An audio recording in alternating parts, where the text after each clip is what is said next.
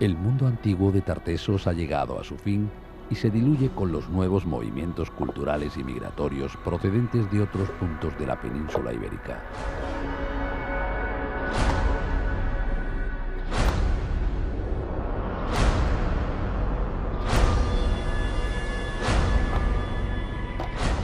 Las generaciones venideras conocerán un periodo de grandes transformaciones sociales que marcarán para siempre el futuro de estas tierras.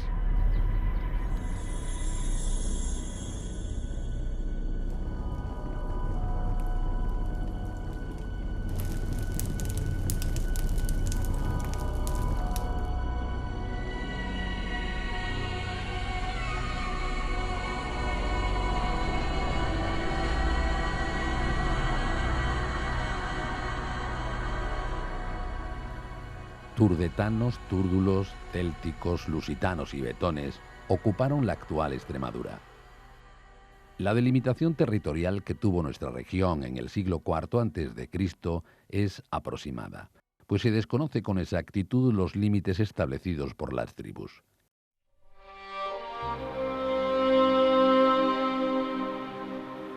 A pesar de la disparidad de nombres y territorios, estos pueblos coincidían en un mismo concepto: construir sus aldeas en lugares elevados y generalmente en cerros rodeados de ríos y paredes escarpadas que permitían una mejor organización de la defensa. A estos emplazamientos se les conoce como castros. Los betones levantaron castros fortificados. Desde las Villuercas hasta el norte de Béjar son numerosos los núcleos que habitaron, llegando a acuñar moneda propia en su época de máximo esplendor. Los castros betones más estudiados son el de La Coraja, en Aldea Centenera, y el de Villas Viejas del Tamuja, cerca de la localidad de Botija. Justamente estamos en el centro de la comarca de Sierra de Montánchez, con una serie de yacimientos en las proximidades con los cuales probablemente el yacimiento de Villas Viejas del Tamuja se relacionaba en el momento de la Segunda de Hierro en el que nos situamos. De hecho, tenemos otros castros, otros yacimientos de una cronología similar en zonas muy cercanas como Casar de Cáceres, Talaván y pues sitios, como comento, muy próximos. Una de las características fundamentales y más destacadas del yacimiento de Villas Viejas del Tamuja es su sistema defensivo. En ambos recintos, el A y el B, podemos observar cómo un lienzo de muralla va delimitando todo el recorrido, todo el territorio de ambas zonas. Complementando este lienzo de muralla, podemos observar cómo se complementa con fosos. Los betones consiguieron fortificar un amplio espacio compuesto por dos recintos que estaban rodeados a su vez por el río Tamuja y el arroyo del Berraco. Aprovecharon los cortados naturales y los reforzaron con lienzos de muralla y torres macizas. Los torreones están formados por un núcleo compacto por tierra y piedra y el exterior, al igual que hemos visto en otras partes del yacimiento, por canterías, sillerías con un tamaño más destacado y una presencia más importante que las murallas realizadas en pizarra.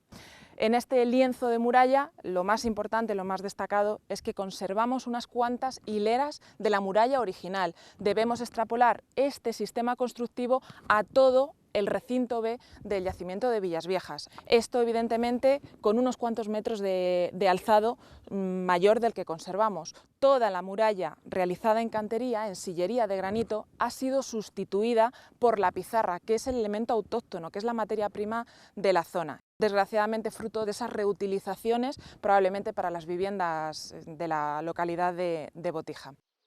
Debió de ser un grupo numeroso de personas las que habitaron el poblado, del que se conocen dos calles con casas adosadas.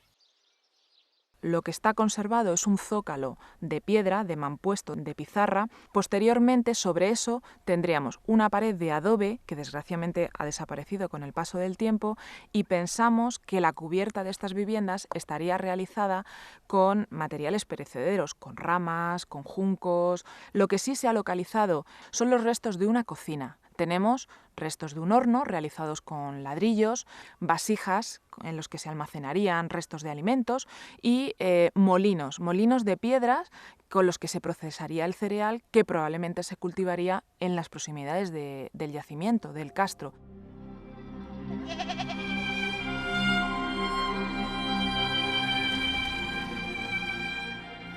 La dehesa era la principal fuente de recursos para los vetones.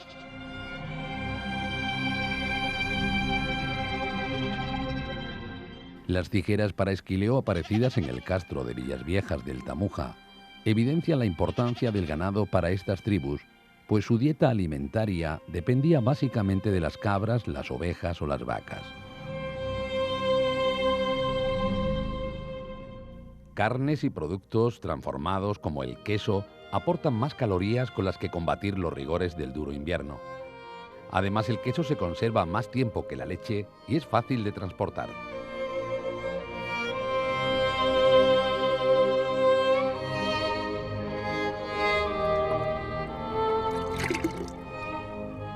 Ya en el Neolítico, hace 5.000 años, el hombre sabía cómo cuajar la leche. Y la utilización de diferentes cuajos ha dado como resultado la elaboración de numerosos tipos de quesos. Los antiguos griegos consideraban este alimento un regalo de los dioses. En Villasviejas se han encontrado restos de vasijas perforadas, donde se exprimía el producto para separar el suero. Desde entonces la elaboración artesanal del queso ha pasado de generación en generación hasta llegar a nuestros días.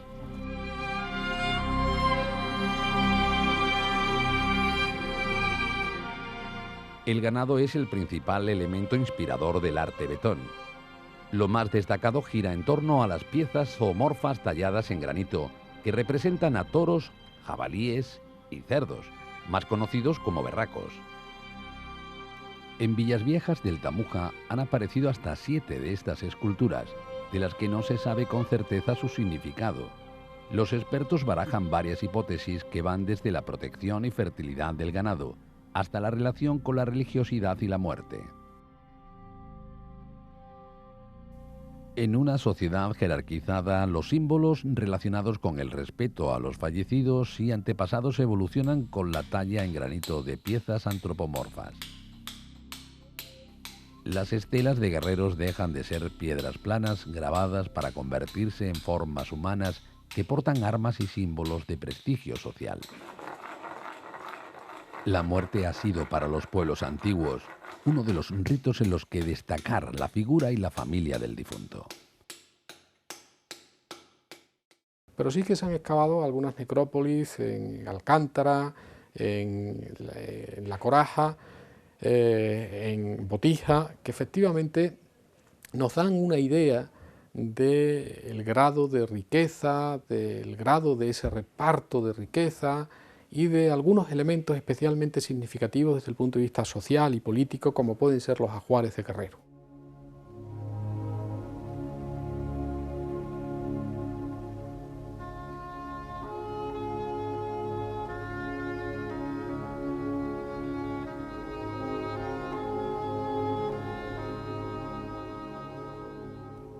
El escritor y militar romano Plinio el Viejo se refería al territorio que ocupaban los pueblos del suroeste peninsular como la Beturia, comarca que se extiende después de la del río Betis hasta el río Anas y está dividida en 2 pueblos, célticos y turdetanos.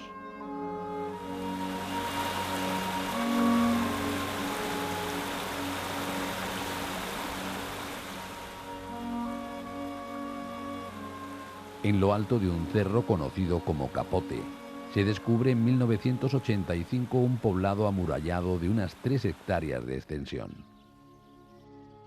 El Castrejón de Capote es un poblado prerromano de la Segunda del Hierro, cuya ocupación se extiende entre final del siglo V y principios del IV y el año 75 a.C. Se caracteriza por ser un poblado perteneciente a lo que se conoció como la Beturia céltica. En esta zona existía una serie de poblaciones en torno a la cuenca del Ardila, principal afluente del Guadiana, y entre esas poblaciones, entre las que podemos mencionar a Seria, Ségida, Nertóbriga, como las más cercanas, pues entre ellas aparece este poblado de Capote.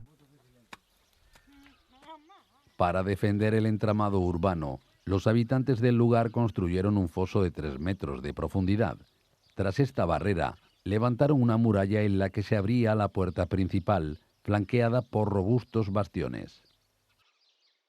Y en una fase posterior, la fase más moderna, de los siglos II y I a.C., se alargaría la longitud de la entrada añadiéndole este muro que continúa las líneas laterales y esta antemuralla. En esos momentos se consigue una longitud total de ese acceso, de esa entrada, de unos 20 metros, con lo cual la defensa era relativamente fácil. Partiendo de la puerta principal, una gran calle recorre el poblado. Desde esta vía se abren callejones que comunican con otras calles paralelas a la central. Ambos márgenes de la vía están ocupados por casas adosadas, formadas por 2 habitaciones. La más amplia era el lugar de trabajo y de descanso, y la más pequeña se utilizaba como almacén de provisiones.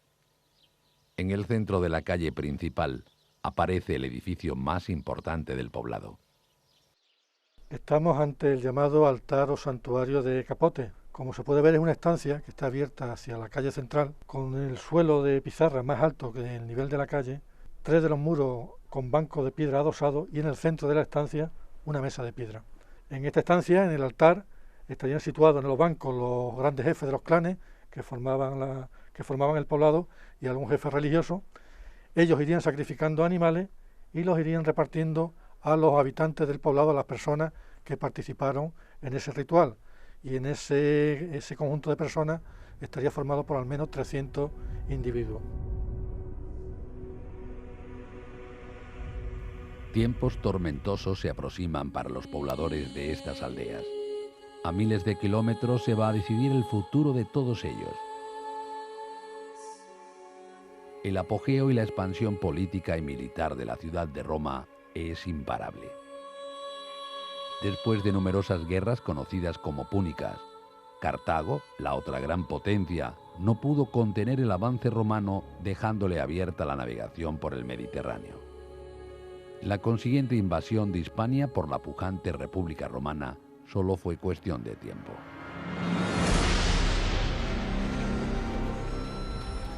Sin embargo, el avance de las legiones encuentran una fuerte resistencia en las tribus del suroeste peninsular. Transcurrirán más de 200 años hasta culminar la conquista total de la península. Este periodo los romanos lo recordarán como las guerras lusitanas y el más famoso de sus enemigos será Viriato.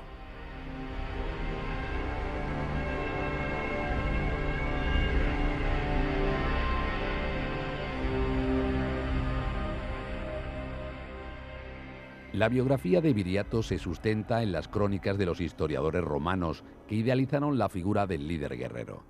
Sus orígenes son confusos. Unos dicen que fue pastor, otros que en su juventud saqueaba los pueblos de la Beturia y ambicionaba controlar sus explotaciones mineras.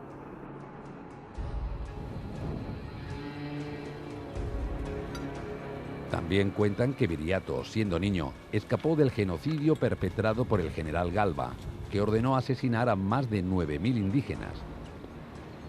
Desde entonces, Viriato clama venganza. Tal fue el poder militar de estas tribus, que tras vencer en varias batallas a los ejércitos de legionarios, arrebataron sus estandartes y fueron triunfalmente mostrados al resto de los pueblos como prueba de la vulnerabilidad de Roma.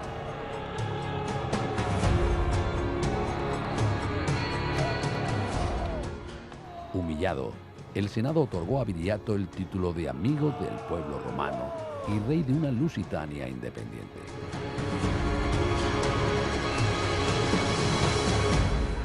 En el año 140 a.C., el nuevo cónsul en Hispania, Quinto Servilio Cepión, convenció al Senado para retomar la conquista.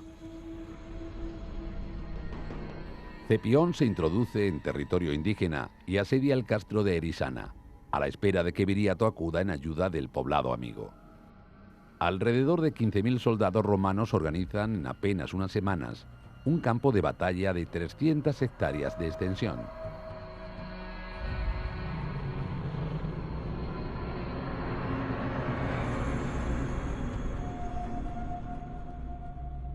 Este campo de batalla, que es el único de la época que se conserva en todo el imperio, está plagado de trampas con las que esperan derrotar a las temibles caballerías indígenas.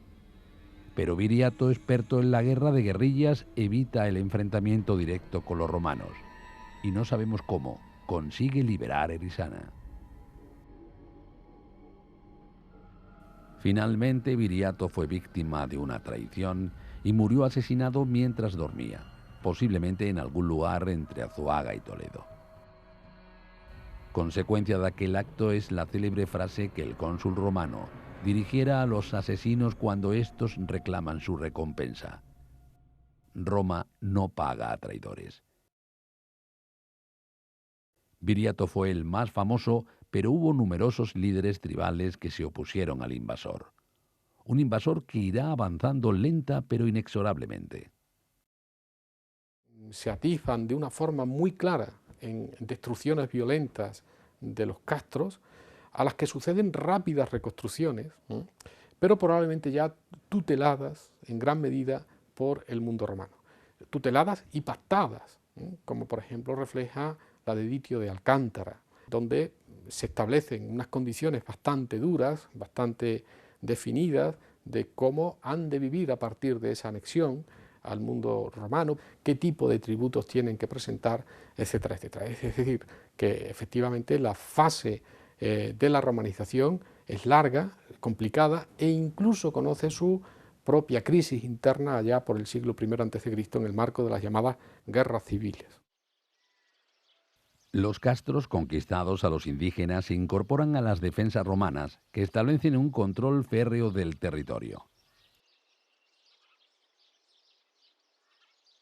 Desde los muros ciclópeos del castillo de Magacela, los romanos controlaban una amplia red de fortificaciones que vigilaban, desde La Serena, los pasos entre el valle del Guadiana y el Guadalquivir.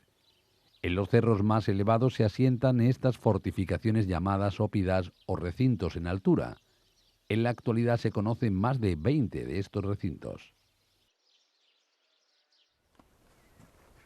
Durante un periodo que podemos definir aproximadamente entre el final del siglo II y la primera parte del siglo I a.C., esta zona tuvo un valor estratégico muy grande como ruta de comunicación y de conexión entre el Valle del Guadalquivir y el Valle del Guadiana. Construcciones que tenían dos finalidades primordiales. En primer lugar, garantizar la vigilancia del territorio, es decir, se colocan en puntos clave para tener un buen control de los desplazamientos a través de todos estos pasos, y en segundo lugar, tienen unas características que las convierten en emplazamientos de fácil defensa.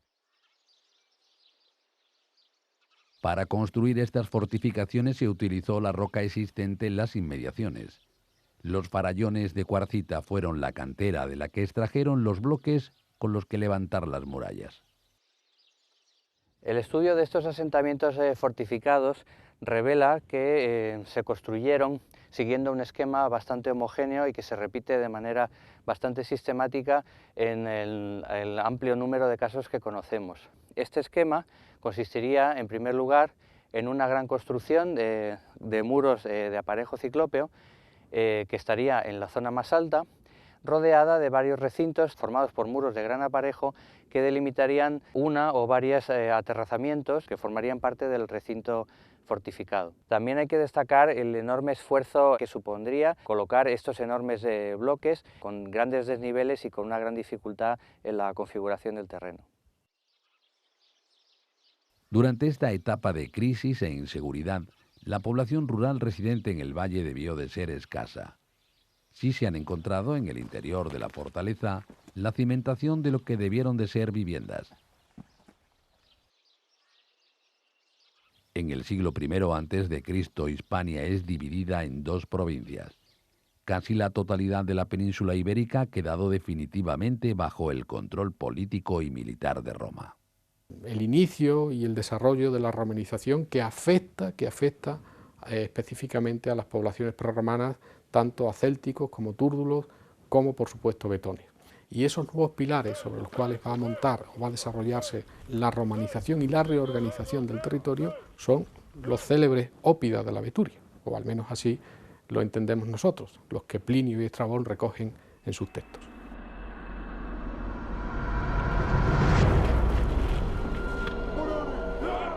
Finalizada la invasión, Hispania aún no conocerá la paz deseada y va a ser escenario de la guerra civil que divide a la República Romana. En el año 83 a.C., el gobernador en Hispania, Quinto Sertorio, seguidor de una de las partes en conflicto, se ganó el apoyo de las tribus que poblaban la península. Tras prometer bajarles los impuestos y retirar a los ejércitos romanos de sus castros, crea una alianza con los guerreros indígenas que conseguirá derrotar a las legiones enviadas desde Roma.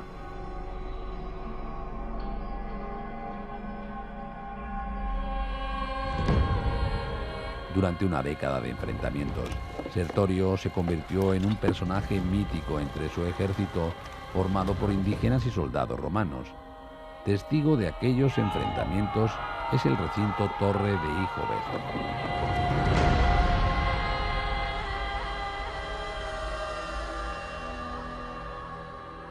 Los romanos construyen la Torre de Hijo Vejo porque necesitan una red de fortificaciones que sean solventes en el llano. Por eso Hijo Vejo está construido sobre un canchal granítico, para ganar cierta altura. Necesitan construir una serie de fortificaciones que sean solventes para solucionar un problema que no es un problema que tengan ya los romanos con la población indígena, ya no existe ese problema. El problema es un problema que tienen los romanos entre ellos mismos, las guerras civiles de la Roma republicana. En ese contexto es en el que aparece Hijo Vejo. La alianza de Sertorio y los pueblos locales se pone de manifiesto en los relieves tallados en el interior de la torre, que representan varios escudos. 2 caetras indígenas y un scutum oval romano comparten el mismo espacio, un símbolo de esta alianza de civilizaciones.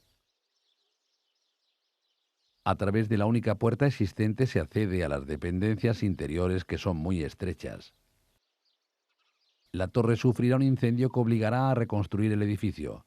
En esta ocasión se amplía uno de sus márgenes para que una fuente quede en el interior de la fortaleza. Esa necesidad de disponer de la fuente dentro de la torre, de tener agua dentro de la fortificación, eso tiene que ver con un momento en que el Hijo Vejo se rehace, se reconstruye, se refunda. Y se refunda en los mismos parámetros de necesidad, de urgencia, de fortificación dentro del llano. Hijo Vejo formaba parte de una red de fortificaciones destinadas a controlar el Valle del Guadiana y la comarca de La Serena, territorio fundamental por su gran riqueza minera. Es muy probable que el control de estas instalaciones y los movimientos militares que se realizaron entre ellas estuvieran controlados desde Lópida de Magacela.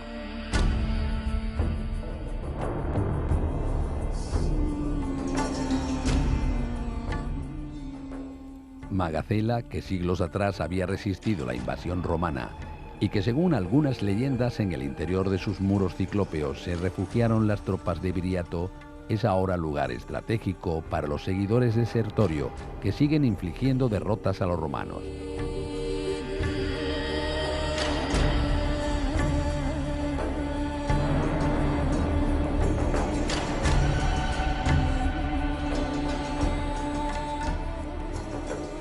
La llegada de legiones a la península, comandadas por Quinto Cecilio Metelo, que funda los campamentos militares de Medellín y Castra Cecilia, es un nuevo intento de doblegar a las tropas rebeldes.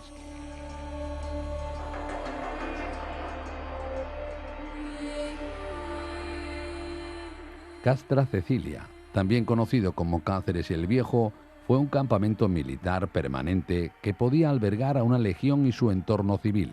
Esto es más de 6.000 personas.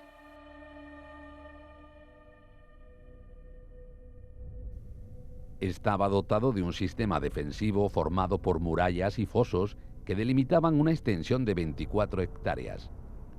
Su diseño interior era muy sencillo, formado por 2 calles centrales que recorrían todo el recinto y en cuyo centro se encontraría el cuartel general y posiblemente un pequeño templo. Cecilio Metelo, incapaz de conseguir una victoria definitiva, es sustituido por Pompeyo Magno, que acabará derrotando a los rebeldes. Sertorio, acorralado, es asesinado en el año 72 a.C.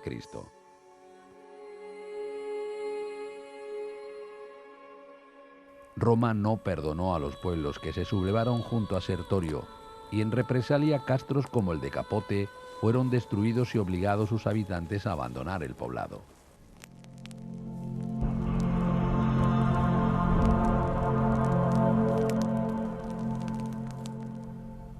Años después, un grupo de personas realizan un acto simbólico junto a uno de los muros de entrada al poblado. Enterraron piezas de terracota, vajillas y monedas romanas. La interpretación de esta ofrenda pudiera ser un intento de aplacar a los dioses por la violación que décadas atrás ocurrió, o bien un intento de los nuevos dirigentes por sustituir a estos dioses por divinidades romanas.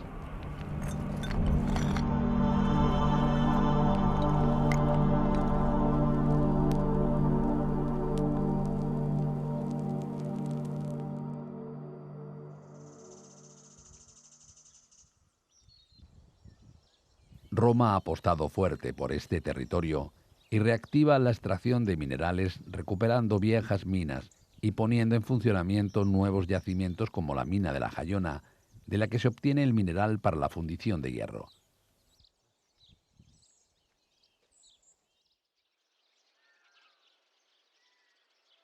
Los ópida recobran su protagonismo como centros de control militar y político, y el de Hornachuelos es un claro ejemplo de ese periodo bisagra entre las tribus indígenas y el nuevo orden.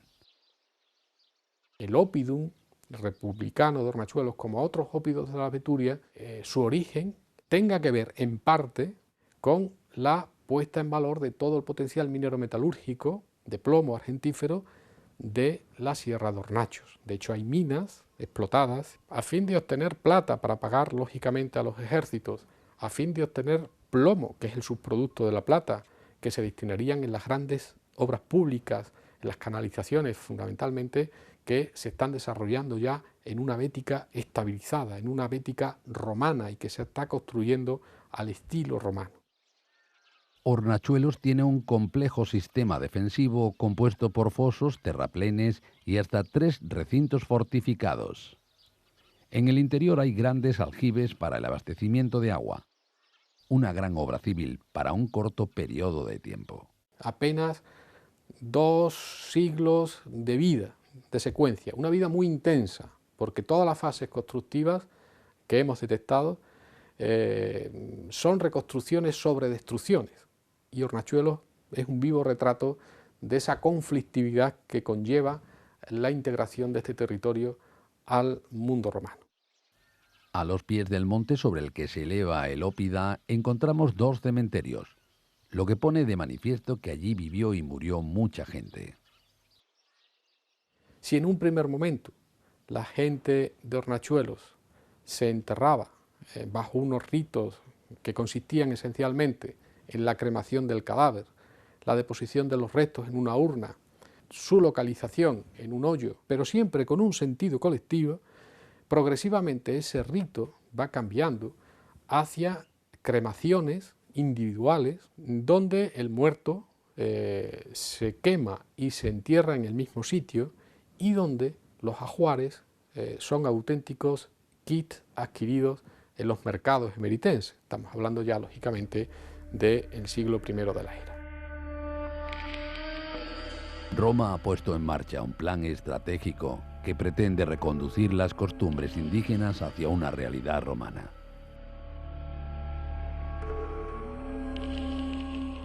La base principal de esta estrategia es una obra pública apabullante que culminará con la fundación de Augusta Emérita.